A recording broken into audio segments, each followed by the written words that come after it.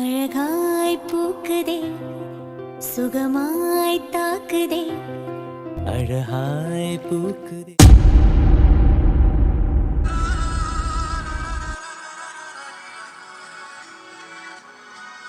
Sir ஏன் sir அப்பையில இருந்து இங்கே நின்னுட்டு இருக்கீங்க? வாங்க சார் உட்காரவாது செய்யுங்க. இல்லப்பா, என் மகன் சிந்து கிட்ட பேசிட்டு வந்ததும் உள்ள வந்து உட்கார்றேன். ஏன்னா கண்டிப்பா என் மருமக கல்யாணத்துக்கு சம்மதம் சொல்லிடுவா. சார் ஏன் சார் இப்படி இருக்கீங்க?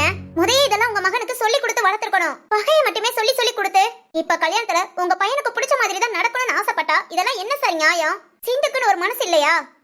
அம்மாடி, நான் என்னம்மா பண்றது? அவன் நல்லா இருக்கணும்னு தான் நான் நினைக்கிறேன். சார் உங்க மனசாட்சியை தொட்டு சொல்லுங்க.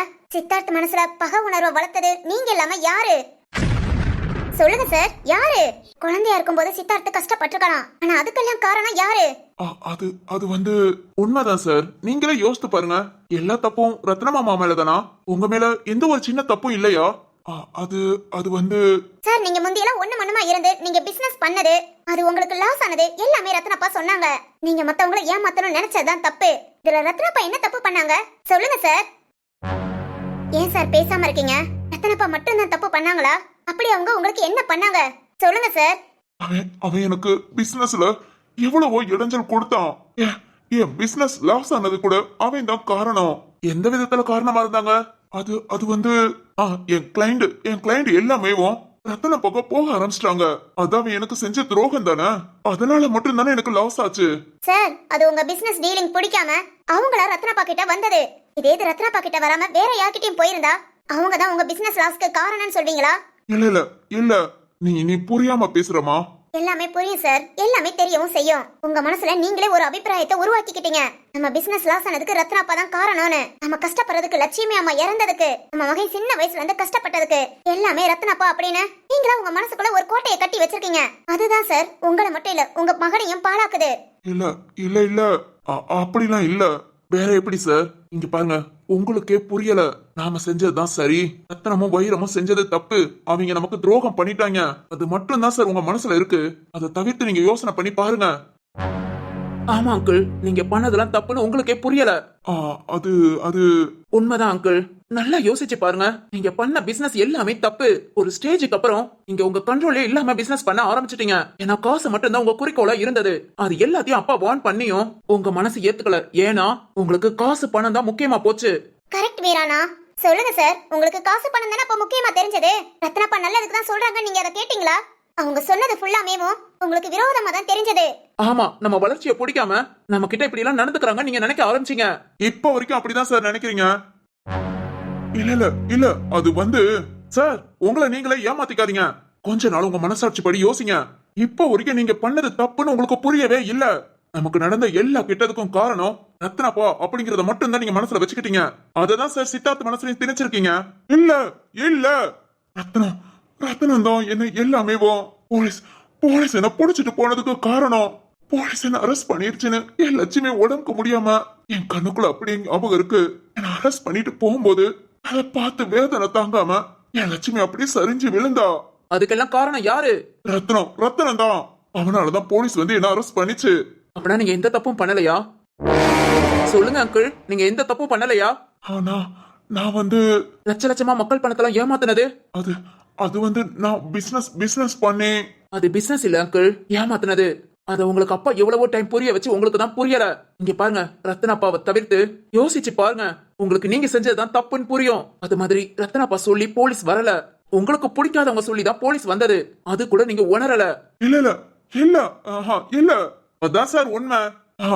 அது வந்து ஆமா சார், அதான் உண்மை. நீங்களே உண்மை என்னன்னு புரிஞ்சுக்காம உங்க மகன் மனசுல சின்ன பிள்ளையில இருந்து நஞ்ச வளர்த்துட்டீங்க.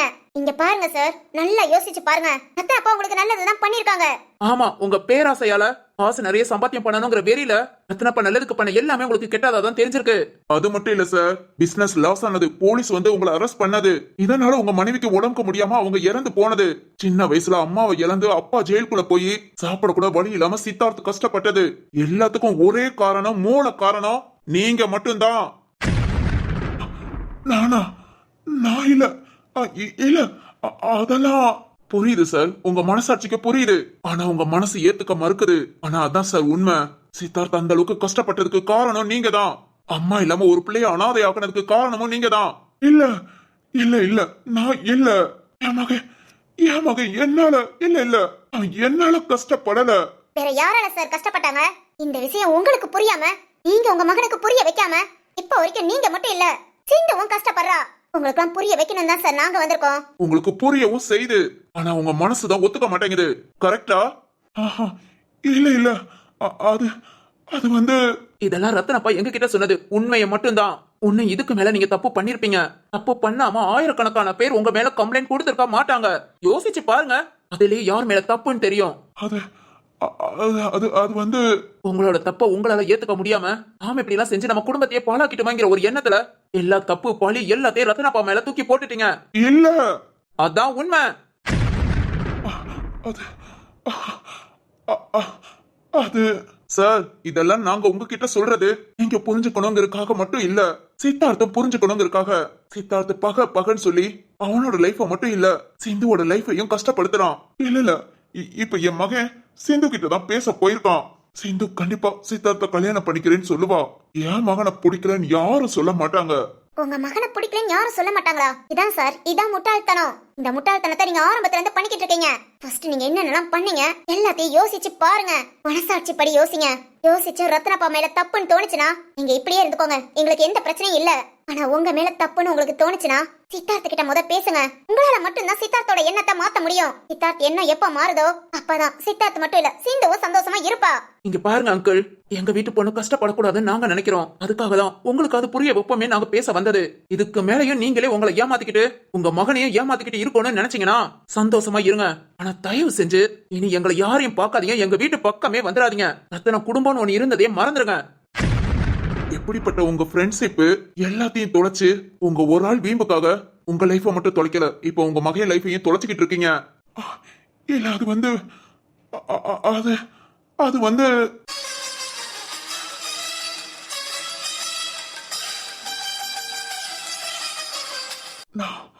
நான் வந்து ரத்னம் வந்து என் மேலதான் தப்பா? நான் தான் ரத்தனத்தை புரிஞ்சுக்கலையா? ரத்னம் அப்பப்ப என்ன வான் பண்ணா, ஆனா அவன் என் மேல பொறாமப்படுறான்னு நினைச்சு நான் தான் அவனை தப்பா புரிஞ்சுக்கிட்டேனா? உண்மைதான், நான் பேராசப்பட்டேன்.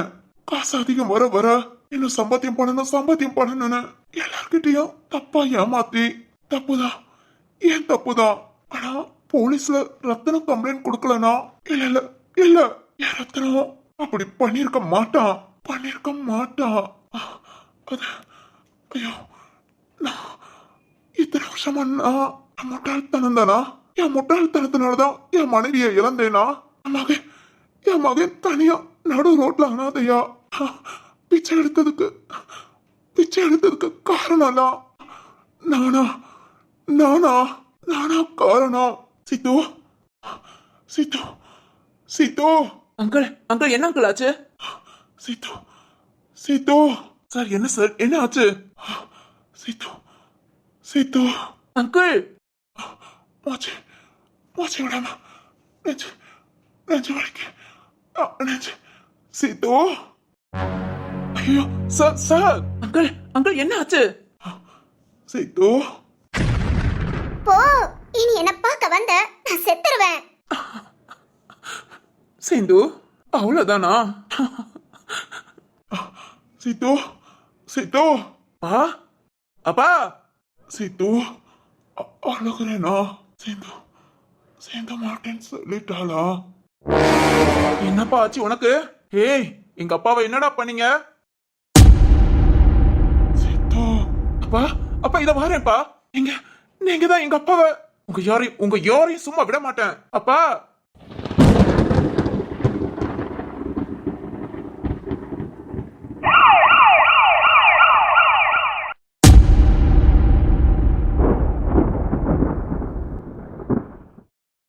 டேய் கிஷோர், அங்க பாருடா. ஐயோ என்னடா, நாம ஒண்ணு நினைச்சா அது ஒண்ணு நடக்குது. ஐயோ ஆமாமா, என்னமா பண்றது? அந்த ஆளுக்கு நெஞ்சு வலி எதுவும் வந்திருக்குமா? ஐயோ அதான் தெரியலடா. என்னமா பண்றது? சித்தார்த் வேற கோபப்படுறான். என்னடா நீ என்கிட்ட என்ன பண்றதுன்னு கேக்குற? நாம தான் ராம் சிவானி கிட்ட இப்படி பேச சொன்னோம், ஆனா அது இப்படி ஆகும்னு. வேதவழியம்மா, நாம தான் இப்படி எல்லாம் பேச சொன்னு தெரிஞ்சது. இதனால இந்த ஆளுக்கு உடம்புக்கு முடியாம போச்சுன்னு தெரிஞ்சது. ஐயோ சித்தார்த் அவ்வளவுதான். இப்ப என்னமா பண்றது? என்ன பண்றது? நான் வேணா ஏதாவது சொல்லி கொடுக்கவா?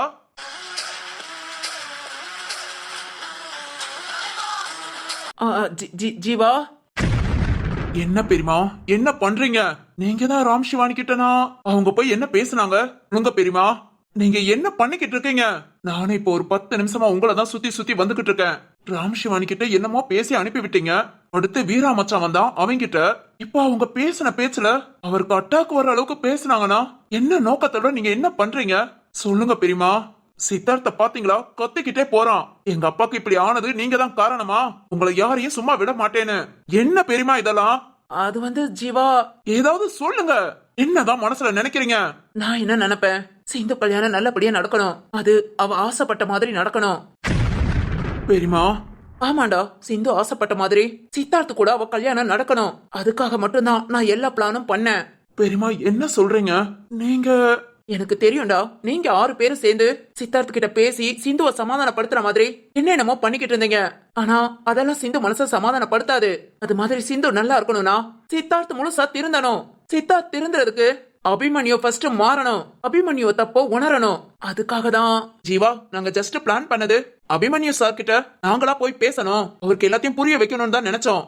ஆனா அவர் இங்க சடனா வந்ததும் நாங்க பேசினா ஏதாவது பிரச்சனை வந்துருச்சுன்னா அதே இது சிவானி பேசினா, சிவானி சிந்து மாதிரி இருக்கறனால அபிமன்யு சார் ஓரளவுக்கு சிவானி பேசுறத காது கொடுத்து கேட்பாருன்னு இப்பதான் உடனே யோசிச்சு ராம் சிவானி அனுப்பி இந்த மாதிரி எல்லாம் பேசுங்க, அவர் தப்ப அவர் உணர்ந்தாதான் சித்தார்த்துக்கும் புரிய வைப்பாருன்னு சொன்னோம். ஆமா ஜீவா, அதனாலதான் ராம் சிவானி போய் பேசினாங்க. அவங்க 2 பேரும் கொஞ்சம் கஷ்டப்பட்டு பேசிட்டு இருந்தாங்க. நான் தான் போலாமா நினைச்சேன். அப்பதான் வீரா பேசினா நல்லா இருக்குமேன்னு தோணுச்சு. அவங்கிட்டே இத பத்தி சொன்னேன். சரின்னு சொல்லி கூட போய் பேசினா. ஜீவா, அவருக்கு முடியாம போயிருக்கலாம். ஆனா அவரோட தப்ப அவர் புரிஞ்சிருப்பாரு. பெரியமா என்ன சொல்றீங்க?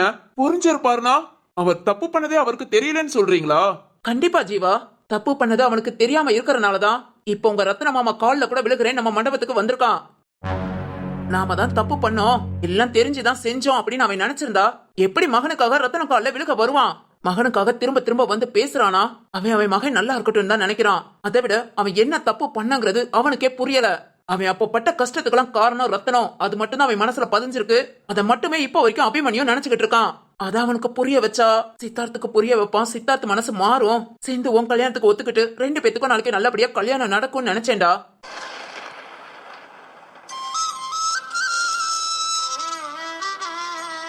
பெரியமா, ஆனா அபிமன்யும் இப்ப என்னடா பண்றது?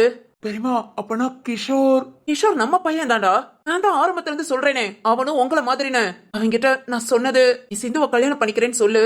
அவ குடும்பத்துக்காக அவ ஒத்துக்கிட்டாலும் கல்யாணத்துக்கு 4 நாள் இருக்கு, அவ மனச மாத்திரலாம். அது வரைக்கும் நீ அவகிட்ட கொஞ்சம் நல்ல விதமா பேசிக்கோன்னு சொன்னேன்டா. ஏன்னா இப்ப விட்டுட்டா அவ்வளவுதான், சிந்து மனசு கண்டிப்பா மாறாது. சித்தார்த்து மேல வெறுப்பு வந்து அதுவும் நம்ம குடும்பத்துக்காகன்னு அவ வாழ்க்கைய அவ வாழ மாட்டாடா.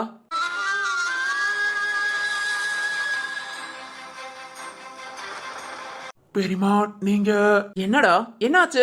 இல்ல, நீங்க இந்த அளவுக்கு யோசிப்பீங்கன்னு நாங்க எதிர்பார்க்கல. நாங்க கூட இப்போதைக்கு தீர்வு கிடைக்கணும், சிந்து சித்தார்த் கல்யாணம் நடக்கணும்னு தான் நினைச்சோம். நீங்க எப்பவுமே தீர்வு கிடைக்கணும், சிந்து நல்லா இருக்கணும்னு நினைச்சீங்க பாத்தீங்களா? சாரி பெரியமா, நான் திரும்பவும் உங்களை தப்பா புரிஞ்சுக்கிட்டேன். ஐயோ, நீ மட்டும் இல்லடா, எல்லாருமே என்ன வில்லியா தான் பாக்குறாங்க. நான் என்ன பண்ணட்டும்? என் ஃபேஸ் கட் அப்படி இருக்கு.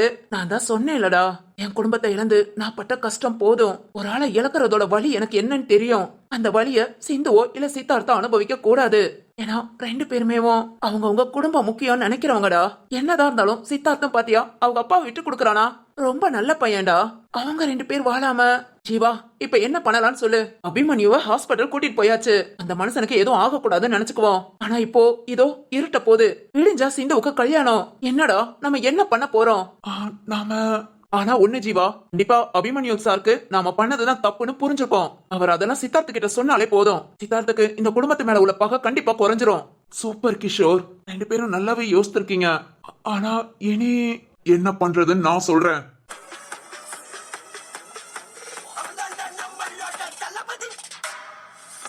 சரத்து, இனி என்ன பண்றதுன்னு நான் சொல்றேன். சார் நீங்களா?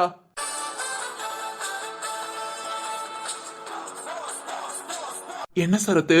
சிந்து சித்தார்த்த இனி பார்க்கவே வராத. வந்தேனா, அதுவும் நாளைக்கு இந்த மண்டபத்துக்கு வந்தேனா நான் பாய்சன் சாப்பிட்டு செத்துருவேன்னு சொல்லியிருக்கா. என்னடா சொல்ற? ஆமாடா, இப்பதான் என்கிட்ட அதுவும் அழுதுகிட்டே பேசுறா. நான் செஞ்சது சரியான்னு சொல்லுடான்னு. ஆனா ஒண்ணு நல்லா புரியுதுடா, நம்ம குடும்பம் அவளுக்கு அவளையே நல்லா ஏமாத்திக்கிறா. வேதவழியத்த சரத்து, ரொம்ப நல்ல காரியம் பண்ணீங்க அத்தை. இந்த யோசனை எங்க யாருக்கும் வரல. எனக்கு அபிமன்யு அங்கிள் போன் பண்ணி இப்படி உங்க அப்பாட்ட நான் மன்னிப்பு கேக்குறேன்டா, எனக்கு என் மகன் கல்யாணம் நல்லா நடக்கணும்னு சொன்னாரு. அப்ப கூட இந்த மனுஷன் இப்படி பேசுவாரான்னு நினைச்சேன். ஆனா அவரோட தப்பு அவருக்கே புரியாம நாம செஞ்சதான் சரி, ரத்னா தான் நமக்கு துரோகம் பண்ணிட்டாருன்னு நினைச்சிருப்பாரு. நான் நினைக்கல. ஆனா நீங்க டேய் அந்த கழுதையெல்லாம் எனக்கு தெரியும். நான் கல்யாணம் முடிச்சப்ப இவங்க எல்லாம் ஒண்ணு மண்ணுமா தானே இருந்தாங்க. அதனால இவன் கூட எனக்கு தெரியும்டா. கொஞ்சம் மோசடி பிடிச்சவன் தான், ஆனா பாசக்காரன்டா. ஆனா நீங்க புரிஞ்சு கரெக்டா பண்ணிட்டீங்க அத்தை. ஏய் சரத்து, இப்ப அவருக்கு என்னவா? அட்டாக்குடா. அட்டாக்கா? அதுவும் சுயநினைவு இல்லாம இருக்காரு. ஐயோ, என்னடா சொல்ற? ஐயோ சார், இதுக்கெல்லாம் காரணம் சித்தார்த் நம்ம நினைச்சா அவ்வளவுதான், திரும்பவும் நம்மள பழி வாங்குவான். இல்லடா, இந்த தடவை அப்படி நடக்காது. எப்படி சொல்ற சரத்து? இப்ப அவன் மனசுல இருக்கிறதெல்லாம் சிந்துவோட வழி மட்டும்தான். ஏன்னா லைஃப்ல எல்லாமே சிந்து நினைச்சவன். அதனால இப்ப வேற எதையும் யோசிக்க மாட்டான். ஆனா ஏய், அதுக்குதான் நான் சொல்றத கேளுங்க. சிந்து கிட்ட நான் பேசிக்கிறேன். இல்ல அவளுக்கு புரியலையா, அப்புறம் புரிய வச்சுக்கலாம். ஆனா சிந்துவும் சித்தார்த்தையும் பிரிக்க வேணாண்டா. என் தங்கச்சி அழுகிறத என்னால பார்க்க முடியல. சித்தார்த் மட்டும் இல்லனா அவ கடைசி வரைக்கும் அழுதுகிட்டு தான் இருப்பா. சார் நீங்க என்ன பண்ணணும்னு சொல்லுங்க, நான் பண்றேன். கிஷோர், அத நீ தான் பண்ணணும். சொல்லுங்க சார். சித்தார்த் கிட்ட நீ போய் பேசணும். சித்தார்த் கிட்டயா? சார் என்னாச்சு கிஷோர்? இல்ல, அவன் கொஞ்சம் கோபக்காரன், அதுவும் வெட்டுவேன்னு. அவன் கோபப்படுவான், அதுக்காக ரொம்ப முரட்டுத்தனமா நடந்துக்க மாட்டான். நீ போய் பேசு கிஷோர். ஹலோ ப்ரோ, தெரிஞ்சோ தெரியாம எங்க குடும்பத்துக்காக எவ்வளவோ பண்ணிட்டீங்க, இப்ப இந்த ஒரு நல்லதையும் பண்ணிருங்களே. ஓகே ஜீவா, சொல்லுங்க சார், நான் என்ன பண்ணணும்? அது வந்து டேய் என்னடா சொல்ற? இத தவிர்த்து வேற வழி இல்லடா கிஷோர். சார் அவன் சும்மாவே கோபக்காரன், இதுல நீங்க கிஷோர் எதுக்கு பயப்படுற? இல்லம்மா, நீ போய் பேசு, ஏதா இருந்தாலும் பாத்துக்கலாம். ஓகே ஓகேமா, உங்களுக்காக செய்யறேன்.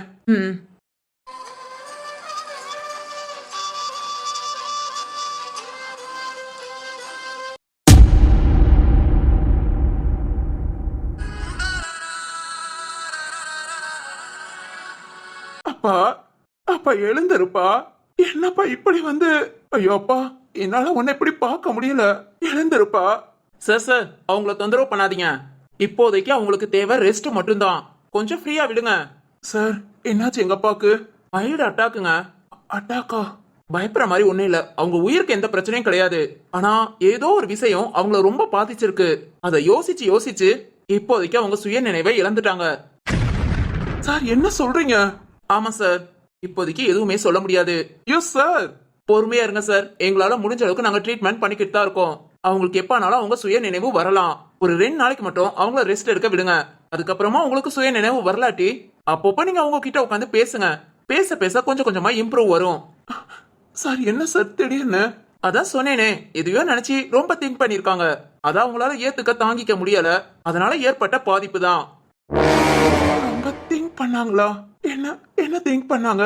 நாம மண்டபத்தை விட்டு வெளியே வரும்போது ராம், சிவானி, வீரா இவங்க தான் நின்னுக்கிட்டு இருந்தாங்க. இவங்க என்ன அப்பா கிட்ட பேசியிருப்பாங்க? அவங்களாலதான் அப்பாக்கு இந்த மாதிரி பாதிப்பா? இல்ல அப்பாக்கு முடியலன்னு சொன்னதும் அவங்க எல்லாரும் வந்தாங்களா? ஒன்னும் புரியலையே. அப்பா எழுந்திருப்பா. அப்பா. சார் ப்ளீஸ் சார், அவங்கள டிஸ்டர்ப் பண்ணாதீங்க. நீங்க ரொம்ப கெஞ்சி கேட்டதுனாலதான் உங்களை உள்ள அலோவ் பண்ணேன். இந்த மாதிரி அவங்கள தொந்தரவு பண்றீங்கன்னா தயவு செஞ்சு வெளியே போயிடுங்க. உங்க நிலைமையை இன்னும் கொஞ்சம் மோசமாக்காதீங்க. இல்ல சார், நான் எதுவும் தொந்தரவு பண்ணல. ஓகே சார், எங்க ட்ரீட்மெண்ட்டை நாங்க கரெக்டா கண்டினியூ பண்ணுவோம். அப்போ போய் என்னென்ன பண்றோங்கிறத உங்களுக்கு இன்ஃபார்ம் பண்ணிக்கிட்டே இருக்கோம். அப்புறம் இங்கேயே இருக்காதீங்க, ஒரு 1/2 hour உள்ள இருந்துட்டு அப்புறம் வெளியே போய் வெயிட் பண்ணுங்க. ஒரு 2 days அவங்க கம்ப்ளீட்டா ரெஸ்ட் எடுக்கணும். Okay sir. சார் ஆனா எங்க அப்பா பழைய நிலைமைக்கு வந்துருவாங்கல்ல? முயற்சி பண்ணுவோம் சார், எதையுமே உறுதியா சொல்ல முடியாது. அவர் பழையபடி ஆகிறதுக்கு என்னெல்லாம் பண்ணணுமோ எங்களால முடிஞ்சதை நாங்க கண்டிப்பா ரொம்ப ரொம்ப பெஸ்டா கொடுப்போம் சார். Okay sir. சரி ஓகே, 1/2 hourல வெளியே வெயிட்டிங் கால்ல உட்காந்து வெயிட் பண்ணுங்க. சிஸ்டர் உள்ள இருந்து பாத்துக்குவாங்க. ஏதாவது தேவை, ஏதாவது வாங்கணும் அப்படின்னா சிஸ்டர் உங்களை கூப்பிடுவாங்க. ஓகேவா? Okay sir.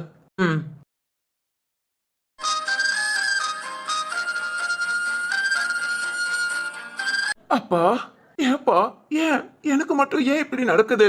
சிந்துவும் இனி என் மூஞ்சிலே முழிக்காதன்னு சொல்லிட்டா. பா என்ன சொன்னா தெரியுமா? அவளை நான் நாளைக்கு வந்து பார்க்கவே கூடாதான். நாளைக்கு இல்லப்பா, எப்பவுமேவும். அதுவும் நாளைக்கு அவ கல்யாணத்துல வந்து நான் ஏதாவது பிரச்சனை பண்ணாலோ இல்ல மண்டபத்துக்கு வந்தாலோ விஷம் சாப்பிட்டு செத்துருவாளாம் சொல்றாப்பா. ஏன் சிந்து அப்படி சொல்றா? அதையே தாங்கிக்க முடியாம வந்தா இப்ப நீ இப்படி? எனக்கு இருக்கிறதே நீங்க 2 பேர் தானப்பா. 2 பேருமே என் கைய விட்டுட்டா கண்டிப்பா என்னால முடியாது. முடியவே முடியாதுப்பா. இதை என்னால தாங்கிக்க முடியாது. பா, சீக்கிரம் எழுந்து வாப்பா. எனக்கு ஆறுதல் பக்கப்பலம் எல்லாம் நீதான்ப்பா. என்ன ரொம்ப கஷ்டப்படுத்தாத. எழுந்து வந்துருப்பா.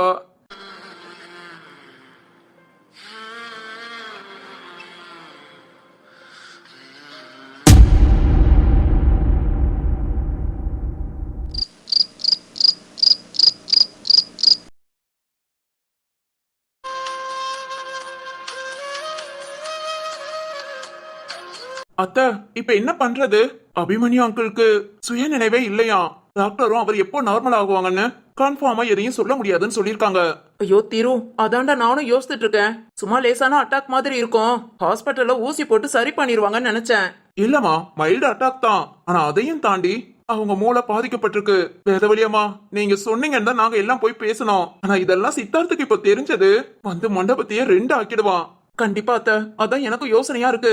ஏய் இல்லடா, அவன் அவங்க அப்பனை பார்த்துட்டு அங்கதான் இருப்பான். அது மாதிரி சிந்துவை இனி பார்க்கவே வராதுன்னு சொன்னனால ரொம்ப அப்செட்ல தான்டா இருப்பான். சரி அத்த, இப்ப விடிஞ்சா கல்யாணம். நம்ம இப்ப என்ன பண்றது? அதான்டா சரத்து கிஷோரை விட்டு பேச சொல்லலாம்னு சொன்னா, என்னென்ன பேசுறதுங்கிறதையும் ஐடியா கொடுத்தான். ஆனா இப்போ அவங்க அப்பாக்கு இந்த நிலைமையில இருக்கும்போது கிஷோர் பேசுறது கண்டிப்பா சரி வராதுடா. அதனால சரத்தே வேண்டான்னு சொல்லிட்டான். சரி ஓகே, இப்ப என்ன பண்றது? அதான் எனக்கும் தெரியல. நான் கிஷோர் கிட்ட கண்டிப்பா சிந்து கல்யாணத்துக்கு ஒத்துக்குவா, நீ கல்யாணத்துக்கு சம்மதம் சொல்ற மாதிரி சும்மா கூட மட்டும் நில்லுடான்னு தான் சொன்னேன். அவனுக்கு சிந்துவும் சித்தார்த்தும் சேரணுங்கிறதான் ஆசை. சிந்துவை கல்யாணம் பண்ணிக்க அவன் கண்டிப்பா சம்மதம் சொல்லவே மாட்டான். சிந்துவையும் சித்தார்த்தையும் சேர்த்து வைக்க அவசரப்பட்டு இந்த அளவுக்கு இழுத்துட்டு வந்துட்டோமோன்னு எனக்கே பயமா இருக்கு. ஐயோ அத்த, அப்படி எல்லாம் பேசாதீங்க. எங்க பாப்பா நல்லா இருக்கணும்னு நீங்க இந்த அளவுக்கு முயற்சி பண்ணிருக்கீங்க. இதுக்காகவே நாங்க ரொம்ப சந்தோஷப்படுறோம் அத்த. நீங்க ஃபீல் எல்லாம் பண்ணாதீங்க. ஆமா அத்த, நம்ம வேற ஏதாவது யோசிக்கலாம். அதான்டா என்ன பண்ணன்னு தெரியல. சரி சிந்து வீட்டுக்கு போயாச்சுல? ஆமாத்த, இங்க இருக்க ஒரு மாதிரி இருக்குன்னு சொன்னா, அதனால ஜீவாவும் சரத்தும் வீட்டுக்கு கூட்டிட்டு போயிட்டாங்க. காலையில முகூர்த்த டயத்துக்கு அப்படியே நேரம் இங்க கூட்டிட்டு வந்துருவாங்க. டேய், வேற யாரும் கூட போலையா? வேணியும் சுபாவும் கூட போயிருக்காங்க அத்த. சரி சரி, அவளை கிளப்பி இங்க கூட்டிட்டு வரணுமே. அதெல்லாம் சரத்து பாத்துக்குவான். இப்ப நாம என்ன பண்ண போறோம்? தெரியலடா. விடிஞ்சா கல்யாணம். இன்னைக்கே பத்திரிக்கை வச்சதுல பாதி பேருக்கு மேல வந்தாச்சு. ஜேன்னு கொட்டு மேளம் சாப்பாடு எல்லாத்தையும் அமர்க்கலப்படுத்திட்டோம். இன்னைக்கு காலையில முகூர்த்தத்துக்கு எல்லாருமே வந்துருவாங்க. உங்க அப்பையும் கூட பெரிய பெரிய ஆள்கள்லாம் ஒர்க் பண்றாங்க, அவங்க எல்லாரும் கல்யாணத்துக்கு வராங்கன்னு சொன்னான். ஆமாத்த, அவங்களுக்காக தான் அப்பா கல்யாணம் நிக்க கூடாதுன்னு நினைச்சாங்க. புரியுதுடா. அவங்க எல்லாருமே வந்துருவாங்க. எல்லாத்தையும் வர வச்சு கல்யாணம் நின்றுச்சுன்னு சொல்லவா? அப்படி மட்டும் ஒண்ணு நடந்துச்சுன்னா, இல்ல நடக்க கூடாது. என் தம்பிங்க 2 பேரும் எங்கேயும் அசிங்கப்பட்டோ அவமானப்பட்டோ நிக்க கூடாது. அத்தை, அப்பனா பாக்கலாம்டா, நல்லதே நடக்கும் நம்புவோம். முடிஞ்சா கல்யாணம். சிந்துக்கு கல்யாணம் நடக்குமா நடக்காதா பாத்துடலாம்டா. சரிங்க அத்த. சரி அப்பா அம்மாட்டலாம் இத பத்தி நம்ம பெருசா எதையுமே சொல்லிக்கல. அதனால அவங்க எல்லாரும் கல்யாணத்துக்கு வந்து அவங்கள கவனிச்சிட்டு இருக்காங்க. அவங்க கிட்ட இதை எதையும் சொல்ல வேணாம் அத்த. நானே அதை தான்டா சொல்லணும்னு நினைச்சேன். அவங்க கிட்ட இதைய சொல்லி மனசை குழப்பிக்கிட்டு அப்புறம் வந்தவங்க கிட்ட கூட சரியா பேசிக்காம எதையோ இழந்த மாதிரி 2 பேரும் சபையில நிப்பாங்க. அவங்க படி அவங்க ஆட்டுக்கு அவங்க வேலையை பார்க்கட்டும். விடியட்டும், விடியற பொழுதுதான் நாம பாத்துக்கலாம். சரிங்க அத்த. நானும் சரத்திட்ட கால் பண்ணி காலையில சீக்கிரம் சிந்துவை கூட்டிட்டு வான்னு சொல்லிடுறேன். ஆமாடா சொல்லிரு. சரி நீங்களும் இப்படியே கூட்டம் போடாதீங்க. போங்க. மண்டபத்திலே நிறைய பேர் தங்குறதா சொல்லியிருக்காங்க. யார் யாருக்கு என்னென்ன வேணுமோ எல்லாத்தையும் எப்படி கவனிக்கணுமோ பார்த்து எல்லாத்தையும் செய்யுங்க. புரியுதா? சரிங்க அத்த. நீங்களும் போய் உங்க ரூம்ல ரெஸ்ட் எடுங்க. ஆமாமா, இனி நாங்க பாத்துக்கிறோம். சரிங்கடா.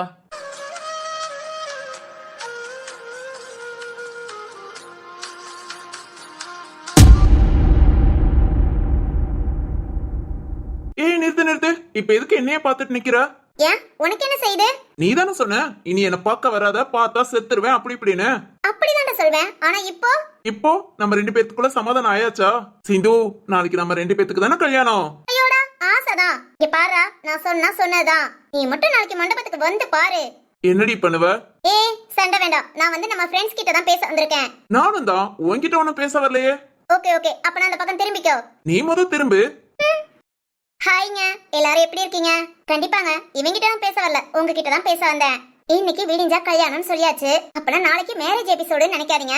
மேரேஜ் எபிசோடு சனிக்கிழமை வருங்க. ஆனா நாளைக்கு வெள்ளிக்கிழமை நீங்க எல்லாரும் அடிக்கடி என்கிட்ட கேட்ட சித்தார்த் எனக்கு கொடுத்த கிஃப்ட். நாளைக்கு அந்த கிஃப்ட தான் நான் ஓபன் பண்ண போறேன். அந்த கிஃப்ட்ல என்ன இருக்கும், அப்படி என்னதான் இவன் எனக்கு கொடுத்திருப்பான்? அந்த கிஃப்ட்டுக்கும் கல்யாணத்துக்கும் ஏதாவது சம்பந்தம் இருக்குமா? அத நாளைக்கு பாத்திரலாம். அதுக்கப்புறம் சனிக்கிழமை மேரேஜ் வீடியோ. ஆமாங்க, இன்னும் 2 நாள்ல எங்களுக்கு கல்யாணம் முடியுமா முடியாதா? இல்ல அப்படியே சிந்துவுக்கு கல்யாணம் முடிஞ்சதுன்னா கல்யாணம் பண்ணிக்க போற மாப்பிள்ளை யாரு எல்லாத்தையும் மறக்காம பார்க்க வந்துருங்க. அப்புறம் எல்லாருக்கும் ரொம்ப ரொம்ப தேங்க்ஸுங்க. இந்த தேங்க்ஸ் எதுக்குன்னா, கமெண்ட் பண்ண உங்க எல்லாருக்கும்.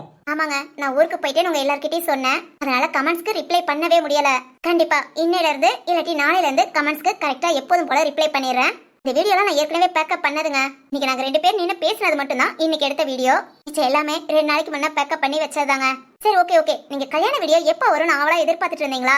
அதனால தாங்க சொல்லிடலான்னு வந்தோம். அப்படியே நீங்க கமெண்ட்ஸ் பண்ண எல்லாருக்குமே நன்றி சொல்லிட்டு போலான்னு வந்தாச்சு. அப்புறம் இன்னைக்கு நீங்க வீடியோ பார்த்ததும் தெரிஞ்சிருப்பீங்க வேதவழி அம்மா நல்லவங்களா கெட்டவங்களான்னு.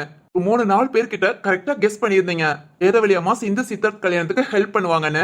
அது உண்மைதாங்க, ரொம்ப கரெக்டா சொல்லியிருந்தீங்க. Super dears. சரி, ஓகே. எல்லாருக்கும் பாய். திரும்பவும் சொல்லிக்கிறோம், ரொம்ப தேங்க்யூ. அப்புறம் நாளைக்கு ரொம்ப முக்கியமான எபிசோடு, சனிக்கிழமை கல்யாண வீடியோ. மறக்காம எல்லாரும் வந்துருங்க. அப்புறம் வீடியோ எமோஷனலா இருக்குன்னு சொன்னீங்க. இந்த 2 நாள் மட்டும் பொறுத்துக்கோங்க. அதுக்கப்புறம் வழக்கம் போல ரொம்ப ஹாப்பியா வரும். ஒரு புது இன்ட்ரெஸ்டோடையும் வரும். ஓகேங்களா? பாய். Bye friends, good night.